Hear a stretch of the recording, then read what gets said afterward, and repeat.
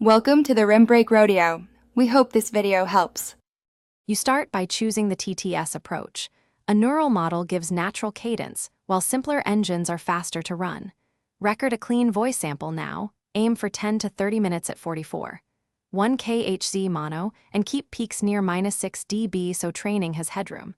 Once done, secure the right license or API key and confirm usage limits. Make sure to log credentials safely. Next, annotate or timestamp the audio so synthetic alignment is immediate, and you can proceed without delay. You now perform the core work. Prepare text-audio pairs and normalize both audio and transcripts so the model learns consistent mappings. During fine-tuning, adjust batch size and learning rate, and plan for 5 to 20 epochs while watching loss and validation metrics.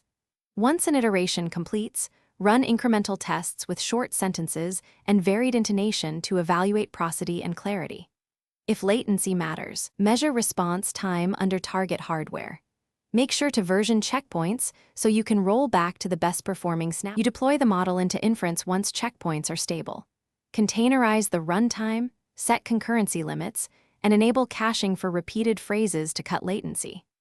After deployment, polish voice output with SSML controls for pauses and emphasis, and apply light EQ or denoise post-processing to remove artifacts. If you encounter mismatch in prosody or unwanted artifacts, first check for codec clipping and dataset consistency, then retrain with augmented prosody examples or reduce compression. Finally, monitor.